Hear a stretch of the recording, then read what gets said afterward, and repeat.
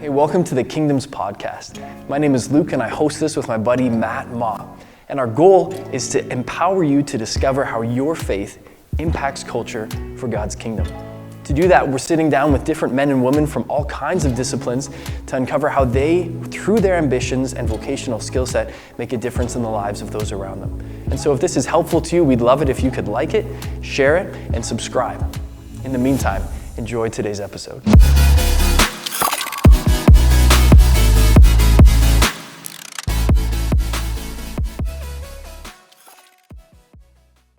Alrighty, friends, thank you so much for being back with us today. I'm super thankful to have a guest with us, Brian Doerksen, who you probably know because you sang one of his songs. He's known for writing music such as Hope of the Nation, Refiner's Fire, Hallelujah, Your Love is Amazing, and probably most notably, Come, Now is the Time to Worship. So Brian, thank you for your artistry, and thanks so much for making time to be here today. Wow, it's great to be with you all the way from Abbotsford, British Columbia. Yeah, awesome, man. West Coast, best coast. Brian, I'm one of many people who I know can say that whether it was just, early morning tunes, playing my guitar to have some time with God and worship, or being with the whole corporate body of believers, singing the music that you've crafted just to invite people to worship God has really shaped my spiritual journey and blessed me. So on behalf of myself and many others, just want to say thank you. Thank you for your artistry and work. It's definitely made a constructive difference.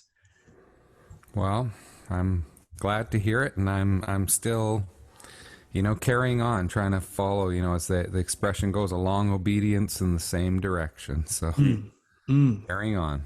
Yeah, well said.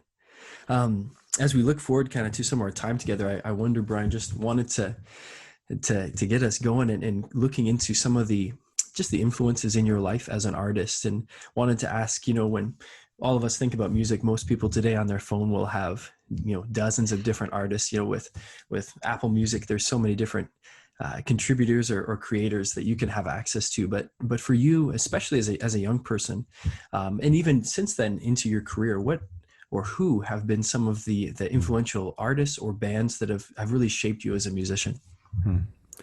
Well, it's a good question. And I think in a way I could break it into maybe three segments, my youth, my teen years, where there was kind of like an imprint. I say to people that I train as songwriters, that the music that moves you as a teenager imprints, shapes some of what will become your musical mother tongue for your life. And so for me, it was a mixture of mainstream and Christian artists.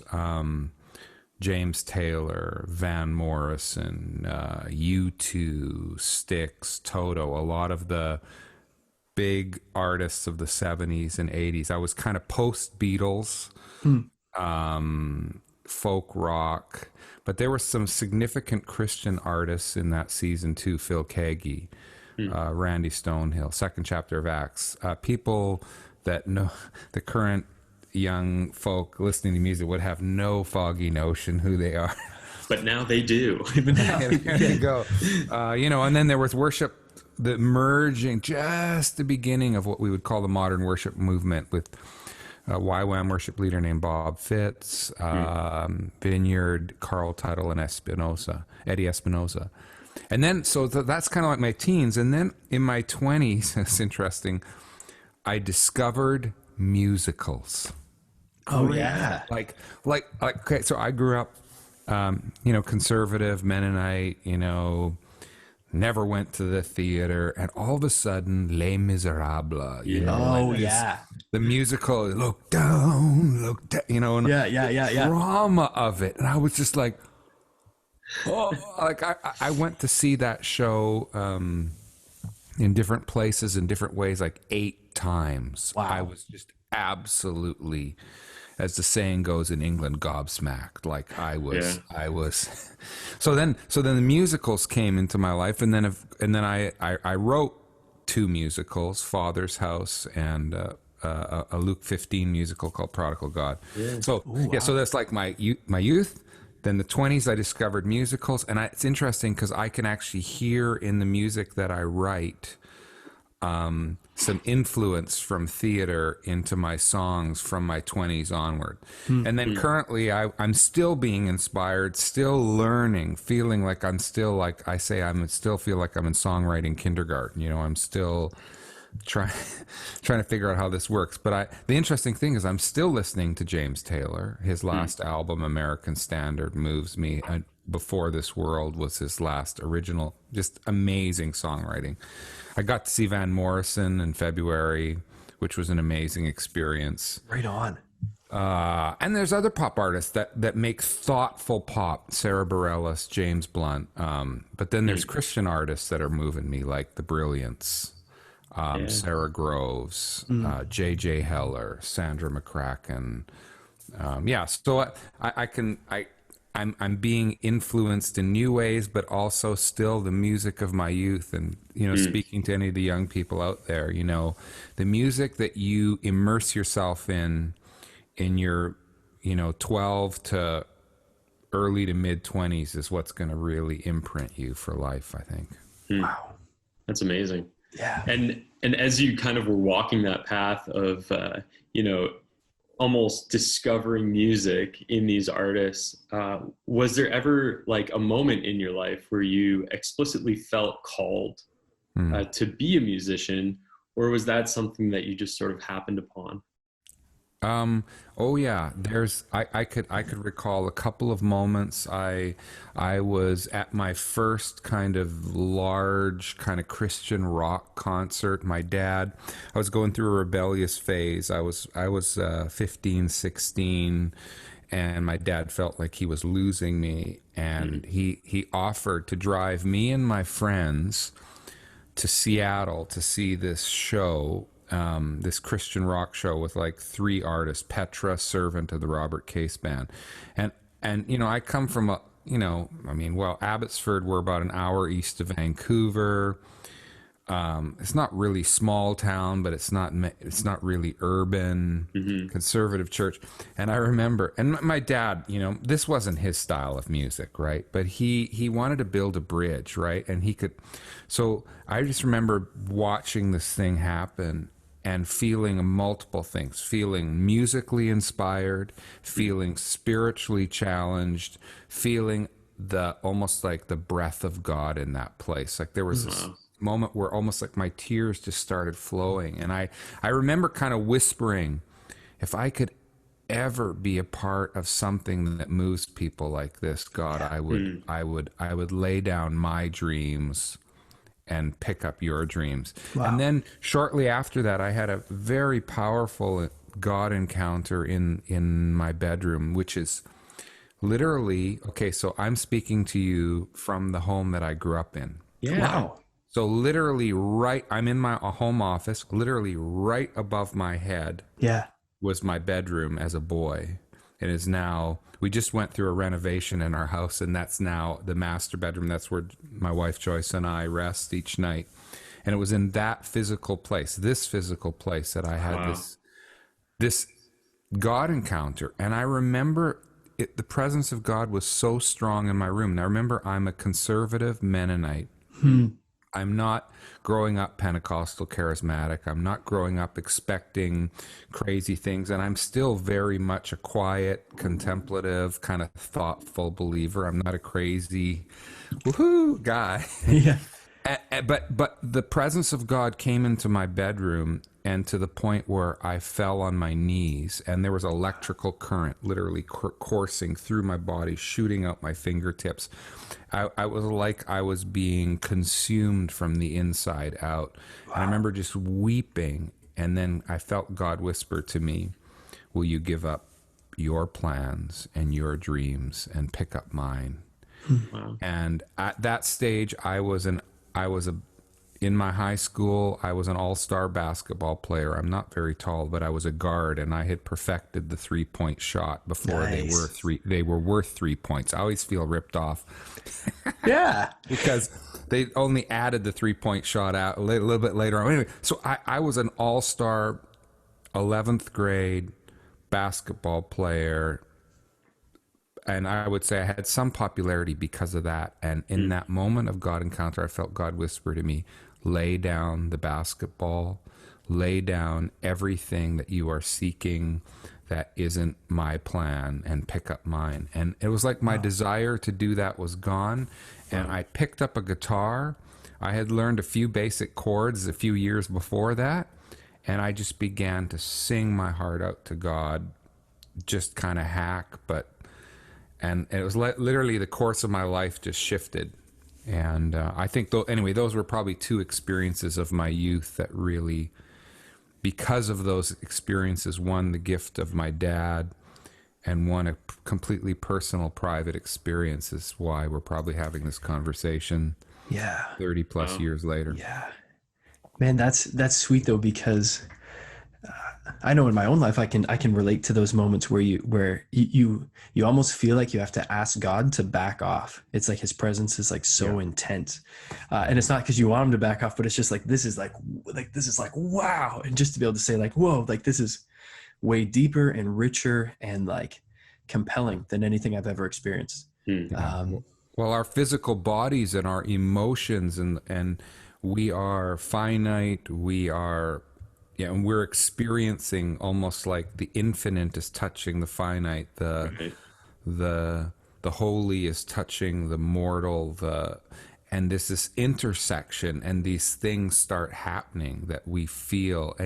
But the thing is, you can't force it or manufacture it. You can't. All you can do is receive it when it comes, and then respond to it. You know. Wow. Yeah. It's like the resurrection of Jesus in real time in our hearts. Yeah. Beautiful, man.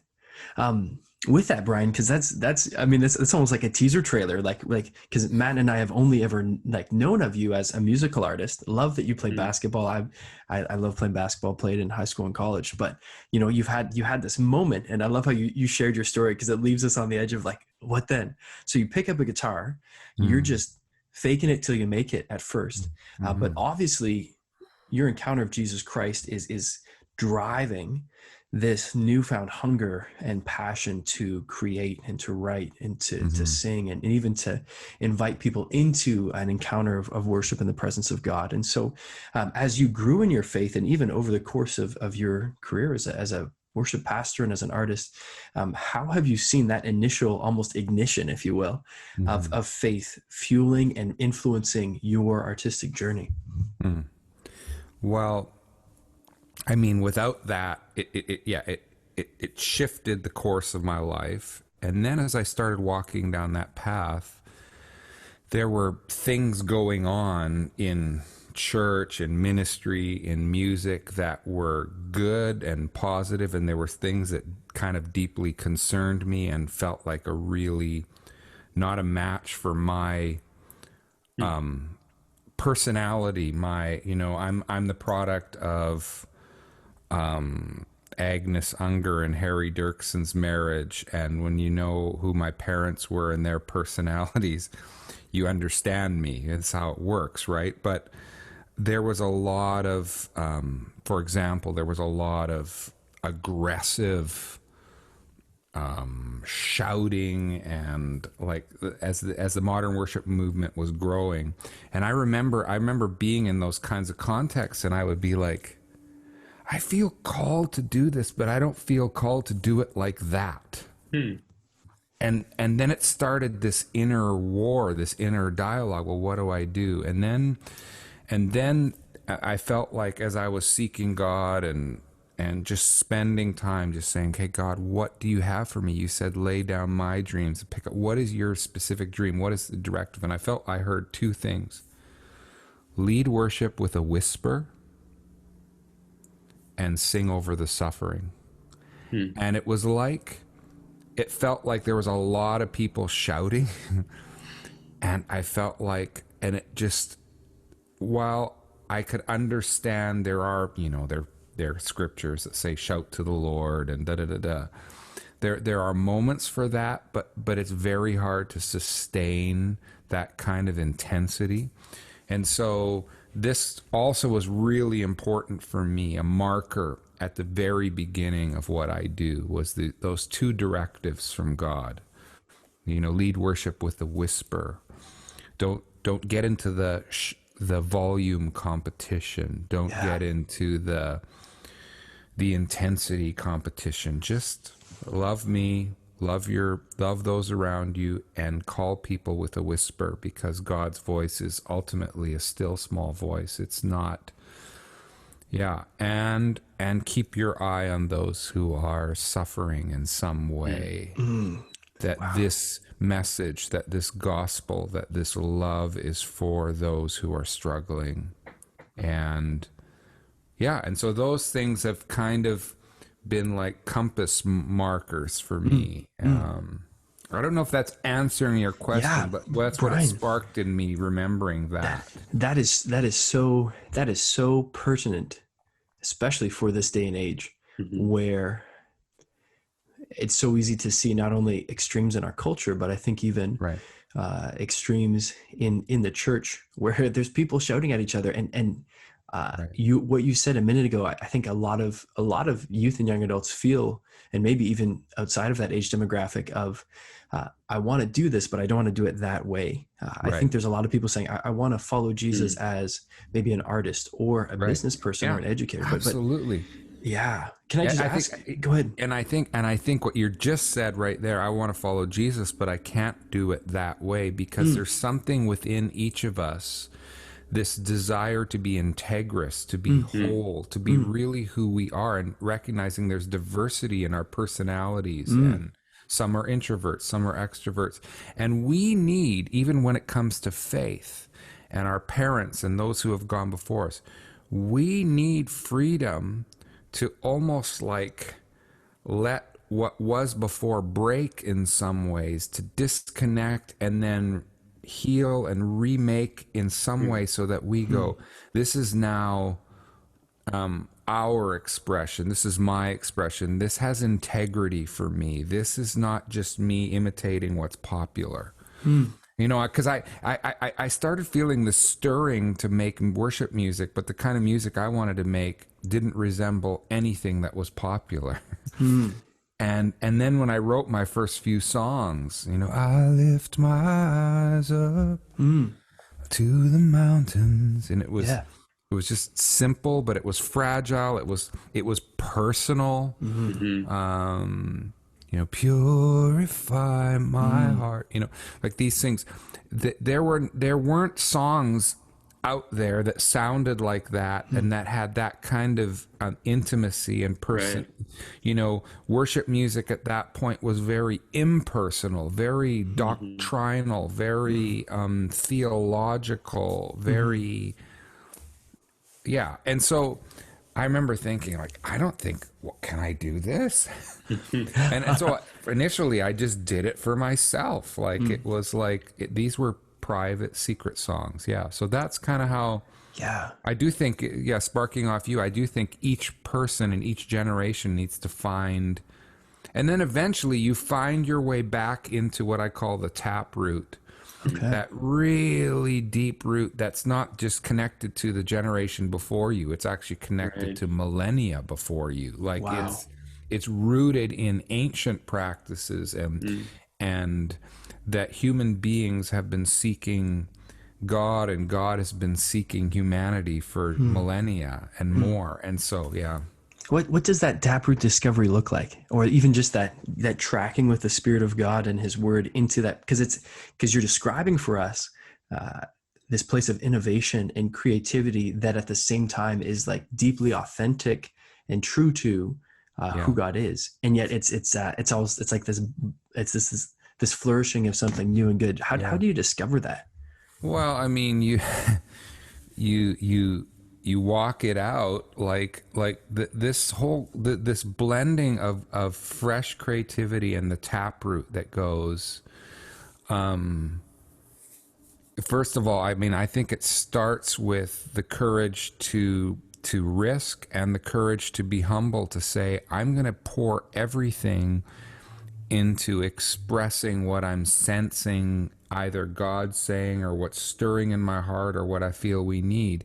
But you have the humility to go, I'm not the first one to do this. And sometimes clarity comes not when we look around at our peers or at the last 20, 30 years, but when we look really into the ancient past, because then it's different enough culturally that you fixate less on the cultural trappings and you focus more on the heart and on the things that are pan-cultural. They are, that's not the right word. They are beyond culture, right? They are just heart and truth and human and spirit.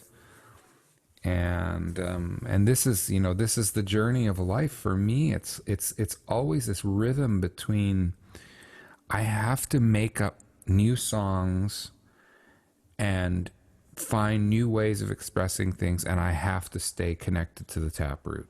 Right. Like, you know, and it's not, this is not just my thing. This is not just Brian Doerksen, the songwriter or the creative person. I'm a part of an ancient faith, of a family,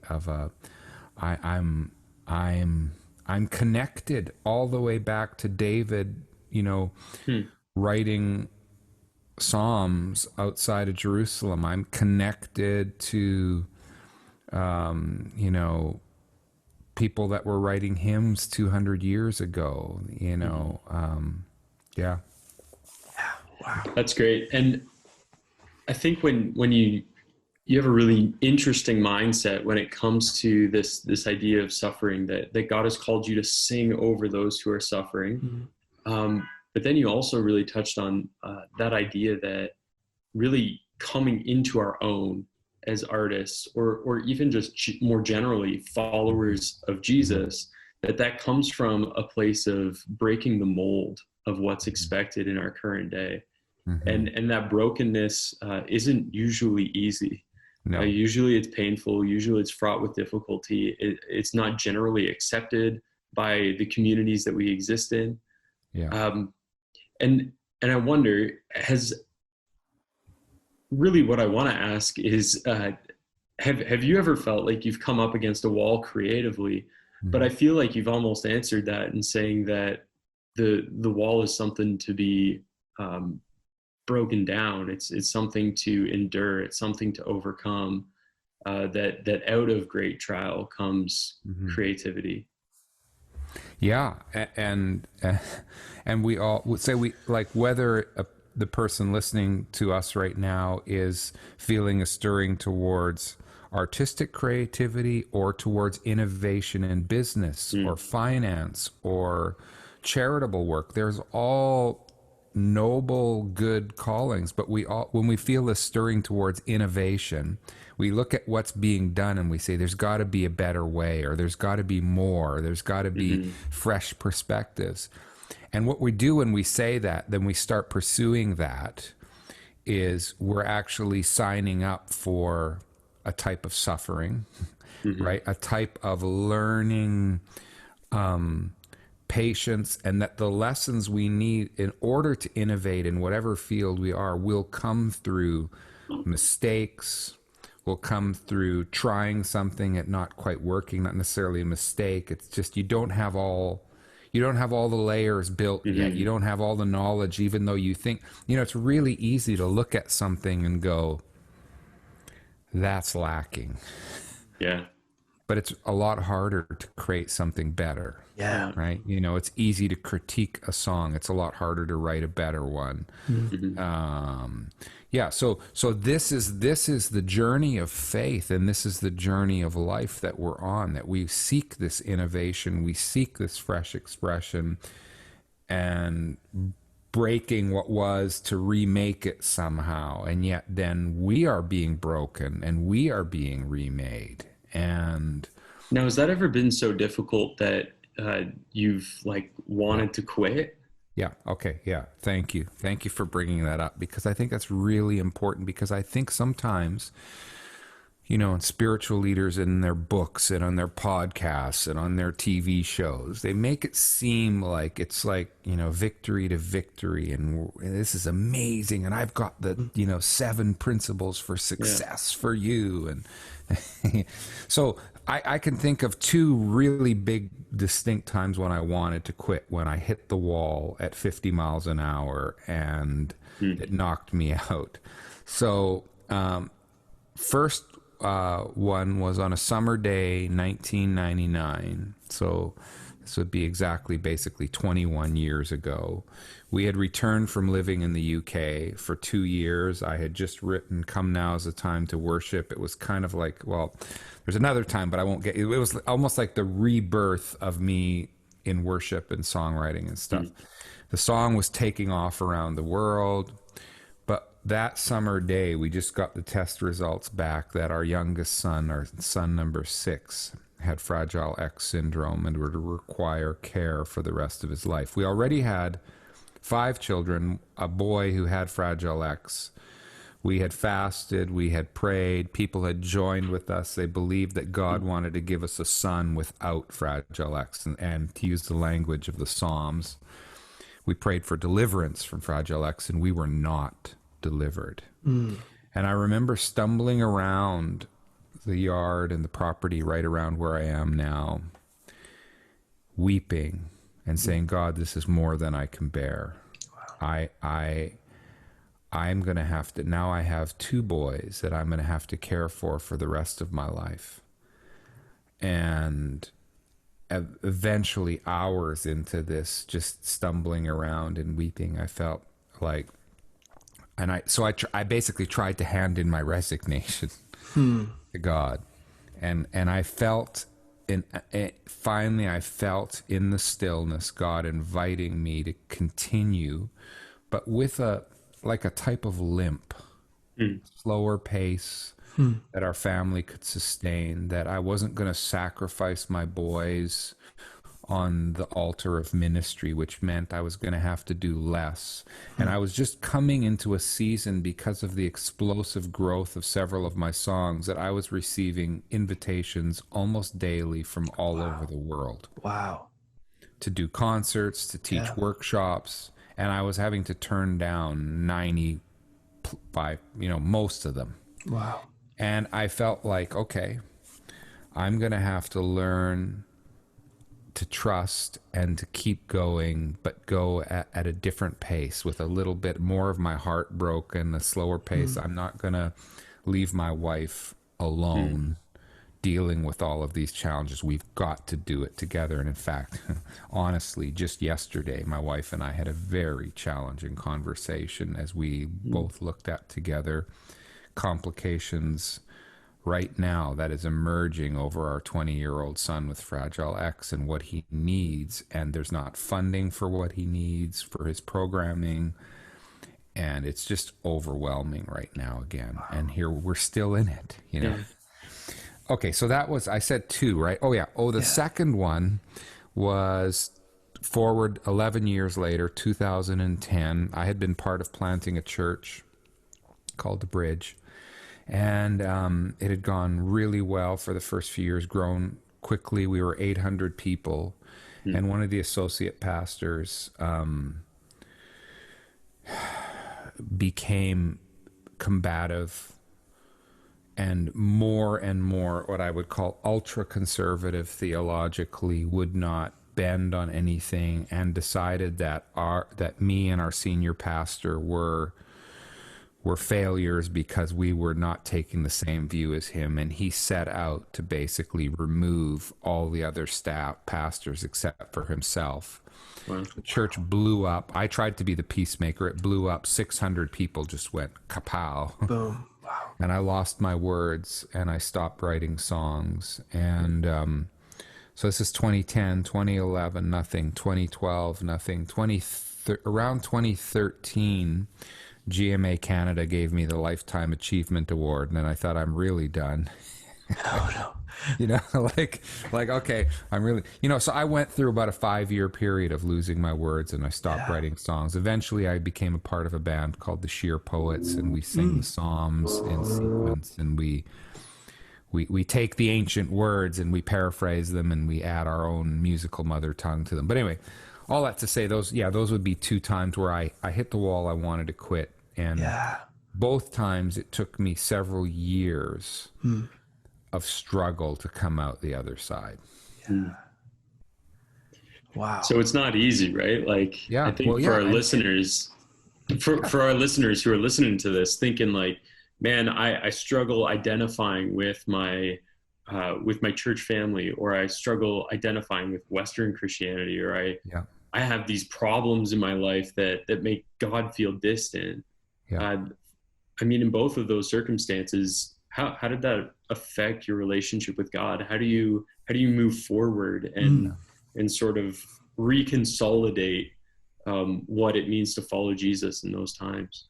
Well, it affected me profoundly because in both cases it was connected to either feeling like I had obeyed God in his voice to do something, and then in doing that the thing blows up, or felt led to have another child and then it doesn't turn out the way we hope for.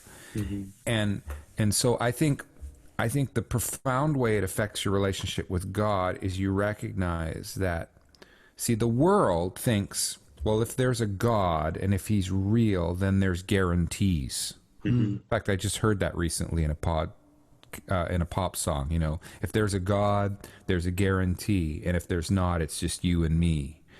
Clever little pair of lines. And I think, okay, that's in essence, in one sense, the gospel, or the version of it that people are sold, is that you follow God, then these things are gonna work out.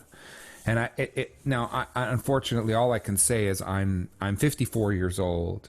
It probably took me till I was 50 to come to the realization fully, and I still have more realization to come, I'm sure, that there are no guarantees, that God is not the cause of our suffering. But I wrote a song called Everlasting Arms that I believe deeply that underneath all things are the everlasting arms. In other words, that what we experience in profound loss and grief and broken relationships, even as we try and follow God, we'll never be able to make sense of all those things. But we can trust is that God is underneath it all. He's going to catch us when we fall. He's going to sustain us. When we're at our lowest, God is there. Yeah. Now, maybe our friends that we thought would be with us, maybe they can't handle it, so they won't be there.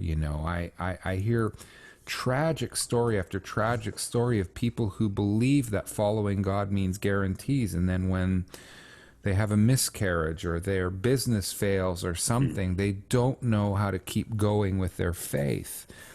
And I'm not saying that it's been easy for me to keep going with faith, because there are times, partly because I get so frustrated with so much of what passes off as Christianity and faith from pulpits and from places, glib answers, afraid of science, afraid of whatever, anything that's different than us. And I think we don't have to be fear-based, but this is not a journey for the faint of heart. This is there's a lot of grit. There's a lot of suffering along the way.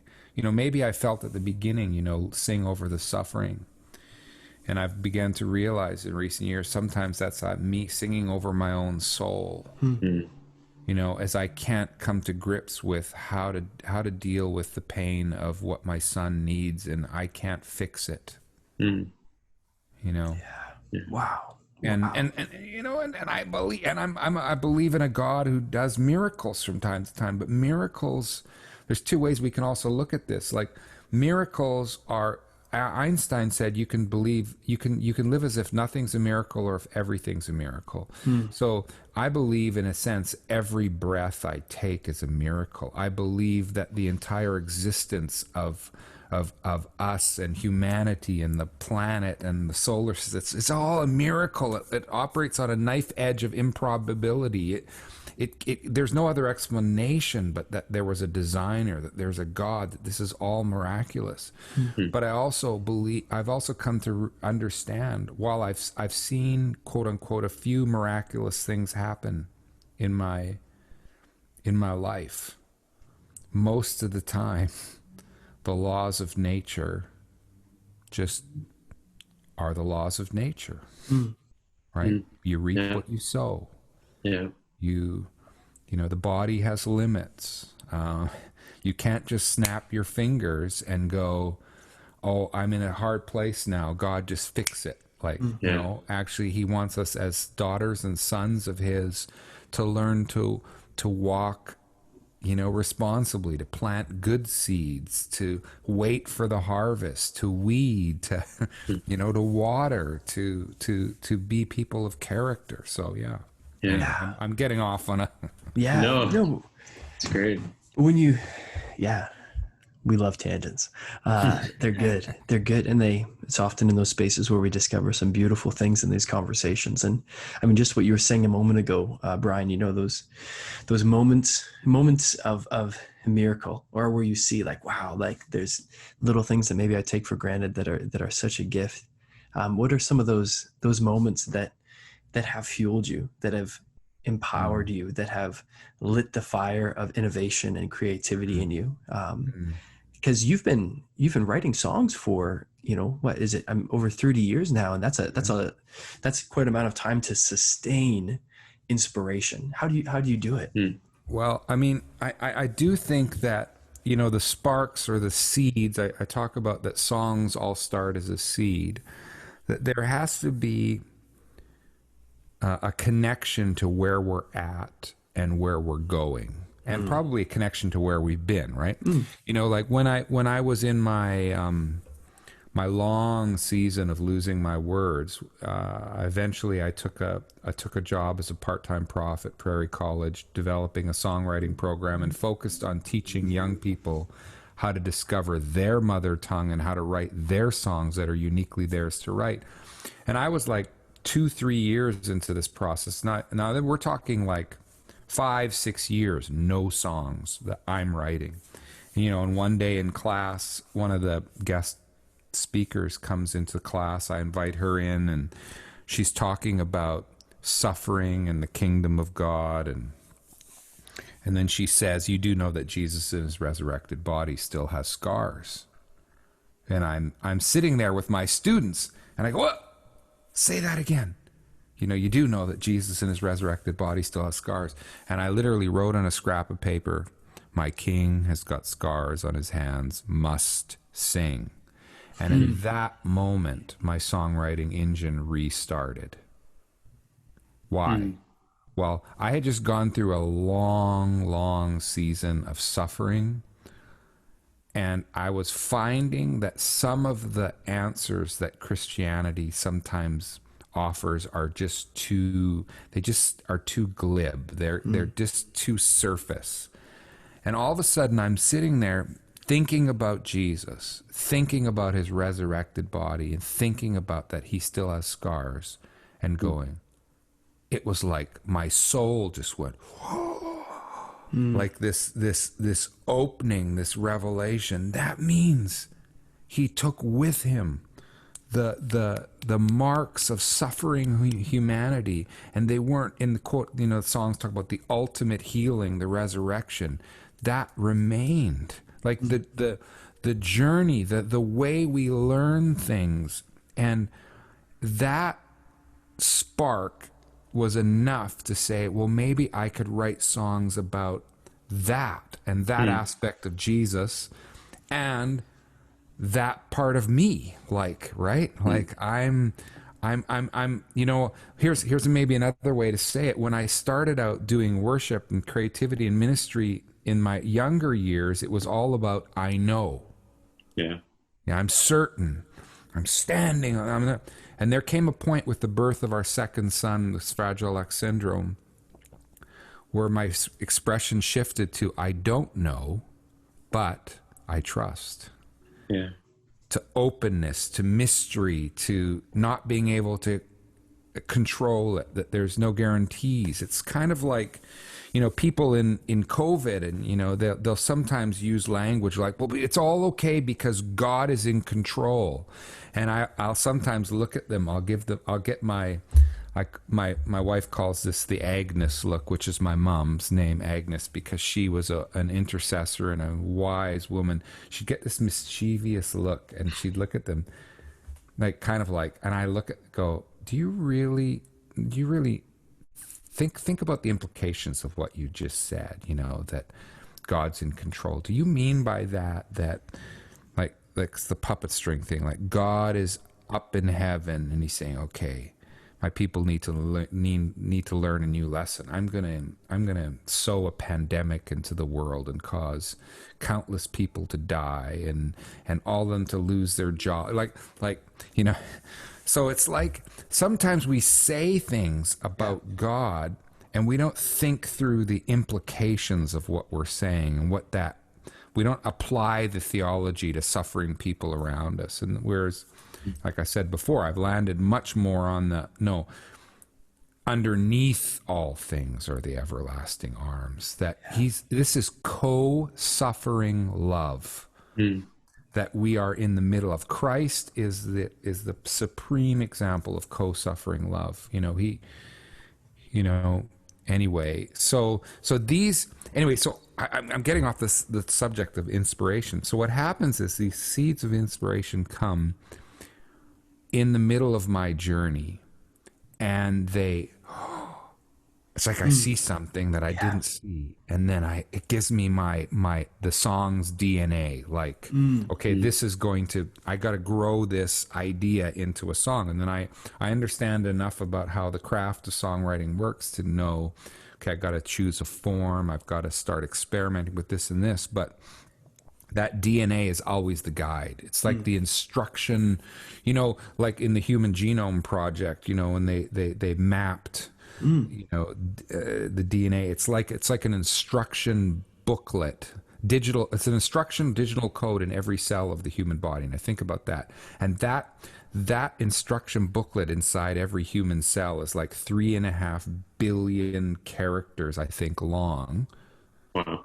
And it's within trillions of cell in the human body, and that DNA is a unique pairing from your biological father and mother, and it's this unique code that is you, and it's in every cell of your body. Yeah. So it's like, for me, when I'm writing songs, it's like that seed, that DNA that goes, oh, okay, we need a song that says that, and I go after that. And I find that when I'm listening, like in that case, the story I told you, I was listening to a lecture at a Bible college. I'm listening to a sermon. I'm reading a novel. I'm watching a film. I'm going for a walk, wherever. I'm just living my physical, emotional, spiritual, relational life. But I'm tuned. I'm I'm like that disc. Where's the little God whisper? Where's the little seed? Yeah. Where's it coming from? Yeah. That's a beautiful way to articulate inspiration. And I'd love to ask Brian, when you think of 17-year-old Brian, what would you love to tell him in light of what you know now about inspiration or creativity for writing a song? Yeah. Pay attention, listen, but don't worry if there's a season where you don't get inspired, where you don't get ideas. The inspiration will return. Don't be anxious. I think I was pretty wound up as a young person. I gotta get this done, and we gotta get on to the next thing, and I wanted to accomplish things, And the reality is all of our grit and our determination to generate something doesn't generate anything. Where we need the grit and the determination is the perseverance once the seed has been planted to walk the journey, right? Yeah. So And even though life is hard, it's also beautifully good. Beautifully good. Hmm. So you described those moments where the inspiration comes and it's like you're inflated with this thing, and um, I guess I wonder if part of the job of a musician or any other artist is conveying that experience to our world. And so I would love to hear you just talk a bit about what you believe the role of musical creativity Right. has in impacting our culture. Wow. I mean, it's actually really tough to understate how important music is in impacting culture. I mean, it's almost like musical creativity is the engine, this powerful engine that moves cultural change forward. So you think about it in several ways. So for example, like protest songs have been a big part of growing change and awareness, like in racism. I mean, you had things like Strange Fruit back in the 1930s, that people just thought it was normal that black people got murdered, lynched, and hung up in trees. And that was just normal part of life in the American South. And along comes a musician who writes a song called Strange Fruit. And I mean, it's just staggering, actually. You listen to that song and you read the lyrics, and it's like, if you could say, it's a beautiful poem and song about a horrific, repetitive crime. But that sewed into culture, and then all of a sudden people go, oh, I thought from a distance that was normal, right? So songs, and then you see the same thing in Christian song, or, I mean, I would say Strange Fruit is deeply Christian because it's protesting criminal injustice. But we see that like the worldview and truths embedded in worship songs can help us understand who we are and who God is, and then that starts impacting how we behave and how we walk. And so, like, I mean, there are other art forms that impact and make and shape culture, like film and visual artistry and video games. But I don't know if there's anything as pervasive and ubiquitous as music. Like, music is it's the soundtrack. I mean, then remove the music from the film or the video game or this or that, and you're also it's almost like you need the music to carry along. It's like a river. It just carries us along and moves us from where we were to where we're going. Music is so I think it's incredibly important. Yeah. Wow. Well said.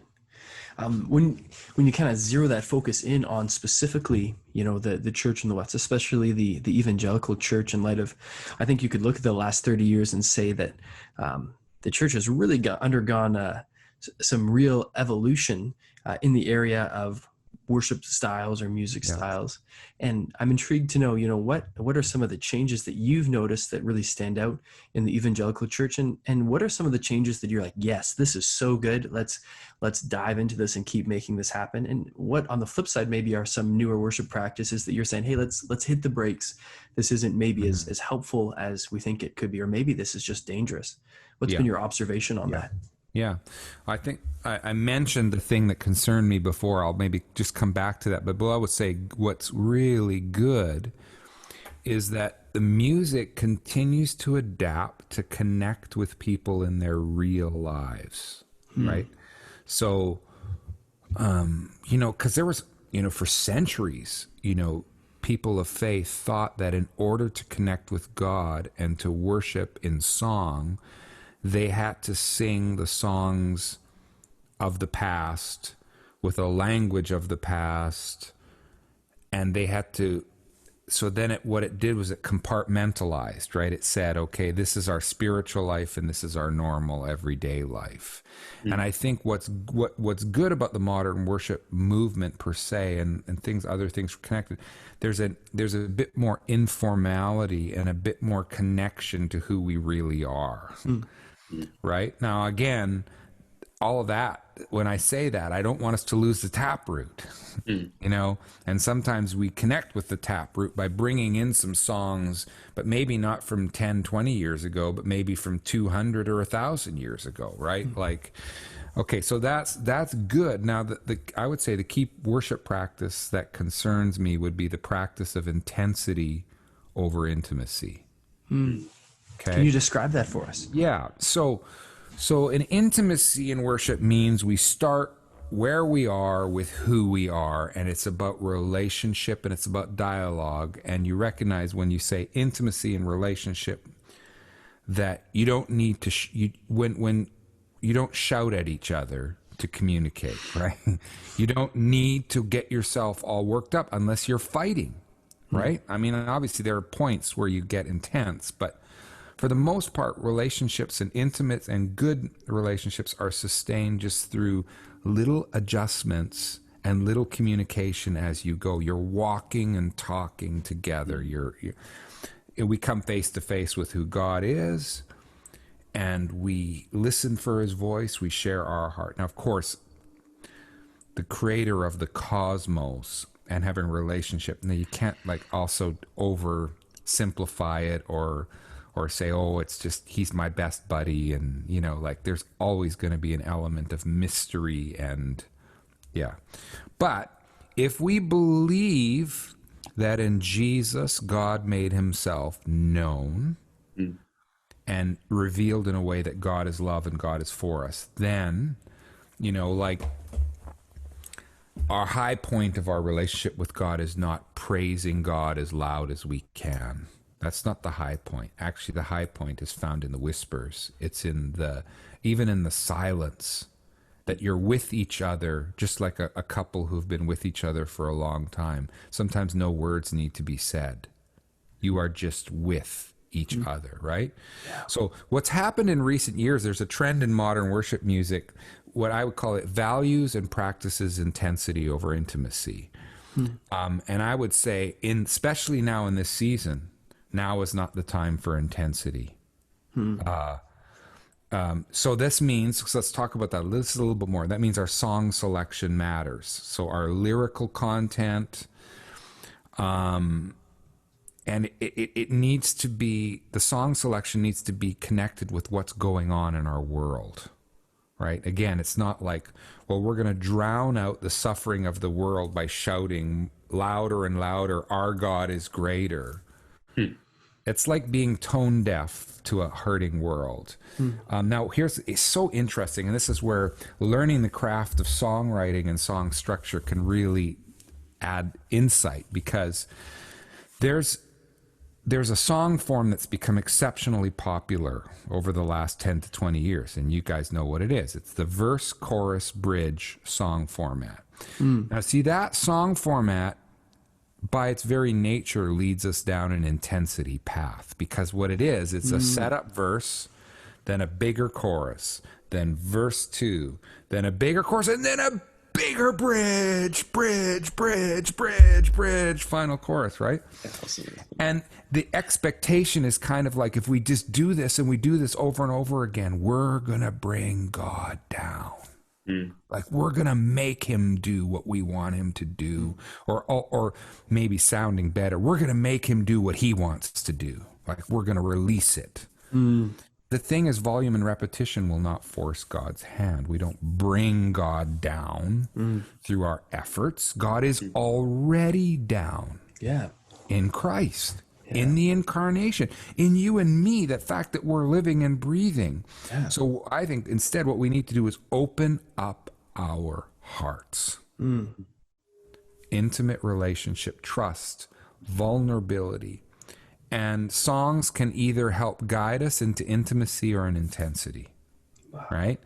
So I keep on advocating for, let's walk the path of intimacy. worship leaders, let's choose songs that are a healthy mix of honesty, of lament, of trust, of gratitude, and that the language in the songs we choose is a language of intimacy, not intensity.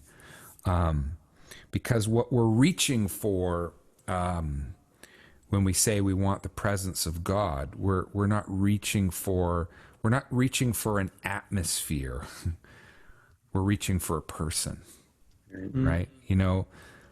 Did you say that again? Say that one more time. Well, when we're I don't know if let me see if I can remember what I said. I said when we're reaching for the presence of God, we're not reaching for an atmosphere like a, and I even like a lot of these modern worship songs, they start using that word in the song. We're reaching for a person. Okay. And in Christ, he has made God known. He has walked among us. He has shown us what God is really like. And, you know, let me just say one last thing about this, and about breathing, about bringing it down, because somebody recently asked me, you know, they said, Brian, you know, what is your view of what worship is? And I want in 200 words, what is worship? And the first thing I put down was worship begins with breathing. And then I realized, oh, that's really actually true. And that's profound. And what are the implications of that? See, we're in this middle of this season marked by COVID-19 and even George Floyd. And this, you know, it's like this global pandemic. It impacts our freedoms, our health. And it's like a relational pandemic, right? Of racism and all of this stuff going on. And I haven't been able to stop thinking about that phrase, I can't breathe, right? So, and if it's true that worship begins with a breath, with every breath we take, then literally and metaphorically, what we're doing for each other is helping each other breathe.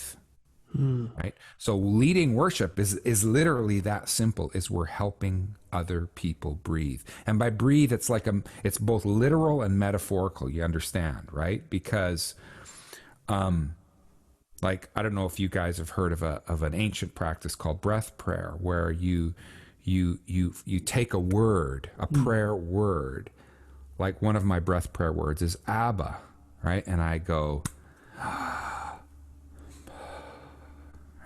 in the Abba. And I use Abba because that's the word that Jesus used when he went to pray. When he withdrew and he would pray to God, he would pray Abba, the Aramaic word. It's an intimate, relational word for like father, right? Anyway, so that's what I mean. Literally, worship begins with breathing, but I also mean it metaphorically. Like when we gather together, when we are worshiping together, we are learning to take in, to breathe in God's presence, God's love, and we're letting go of our fear, of our anxiety, of our mistrust, and we're being open, you know. But you think of a human being, like, this is from our first breath to our last breath. I think we are by nature, we are worshipers. You know, it's just learning to take that, what we already do, and focus it on Christ, focus it on the God who loves us and wants us to follow him. So anyway, that was, again, another little rabbit trail. That was my favorite rabbit trail ever. Now, within the church I grew up anyways, a pretty conservative Baptist church.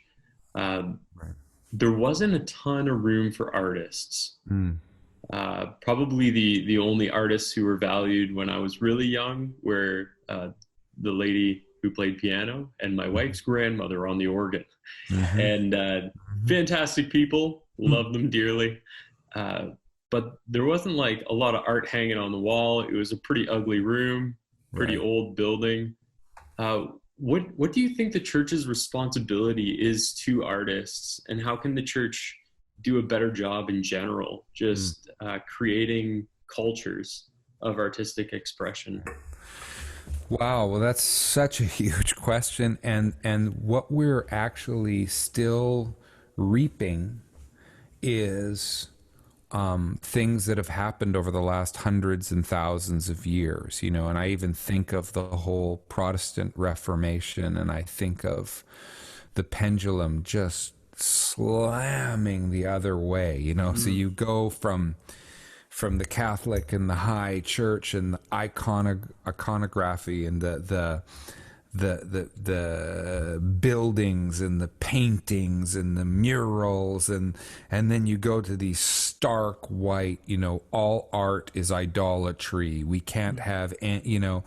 And so when you in a, I would say in a classic evangelical church context, often art is viewed with suspicion. And one of the ways to just gently know, I heard somebody say this and I thought, oh, that's very profound. He said this.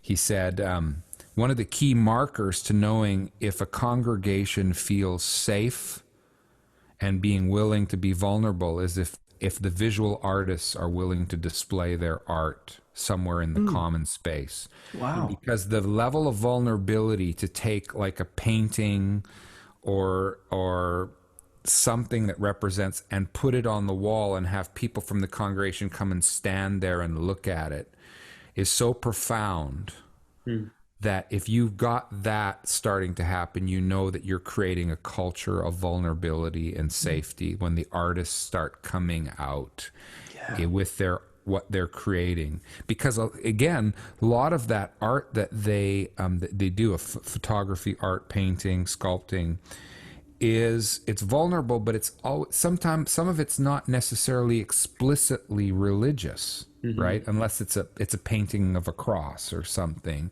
It's human, right? Yeah. And we have that vulnerability as musical artists, especially in the songwriting piece. And there is vulnerability in, of course, singing and performing too, but there's something that visual artists have, a level of vulnerability that's perhaps even higher.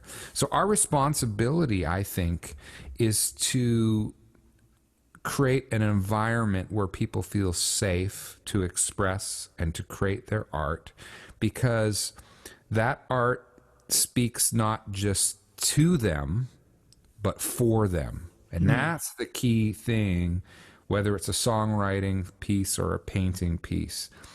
And if we're going to speak for people, we have to identify with them. We have to know them. There has to be a level of vulnerability and honesty. And so it can't be, in a sense, a program-based church, but a relational-based church, a place where people feel safe. Right? So, yeah,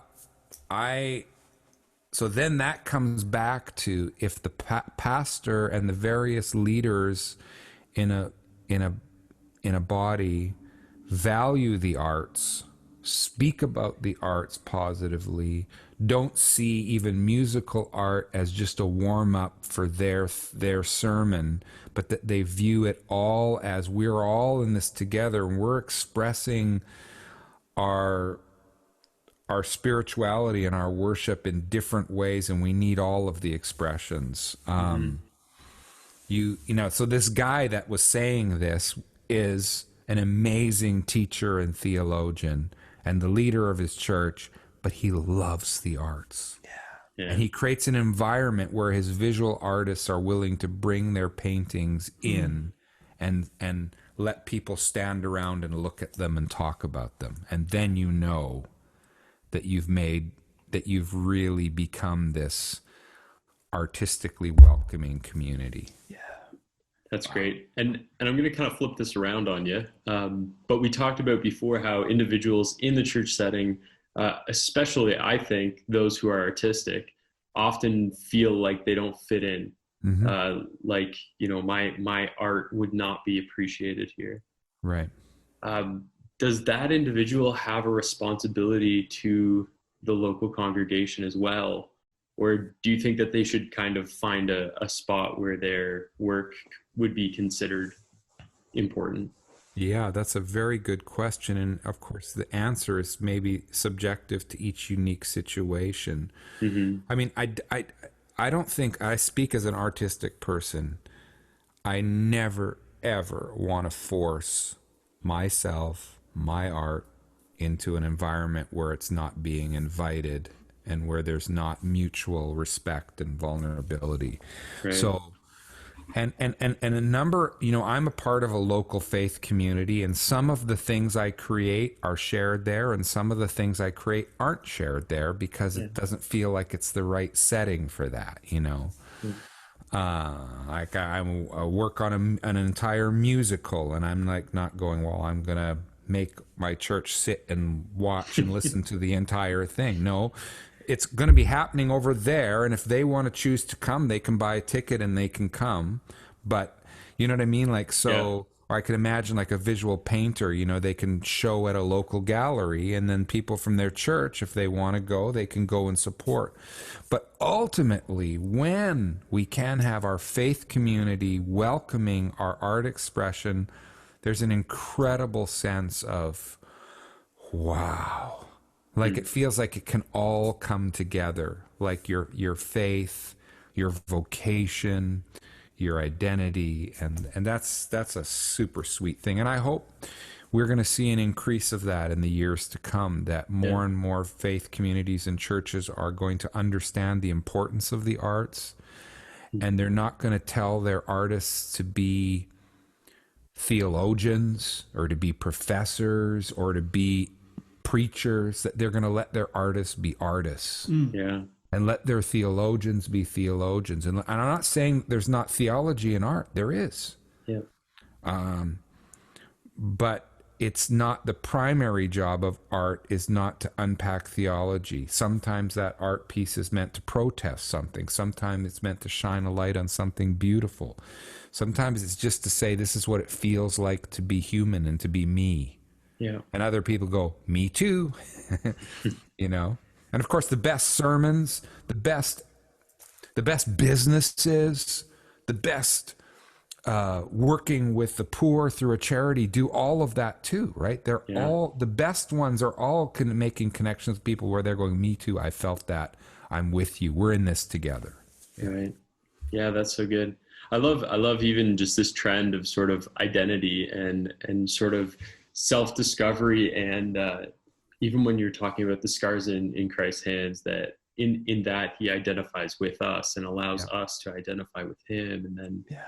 in our churches, in these spaces, that it's really just an opportunity for us to identify with each other, like you say, through really like intense, intimate, intense, I shouldn't say that word, Well, no, I intimate know what you mean. Like, displays. yeah. Yeah. Very It's, real, very, yeah. Hmm. it's, and there is an intensity to that. I think when I was talking about intensity versus intimacy, I'm talking about a manufactured Right.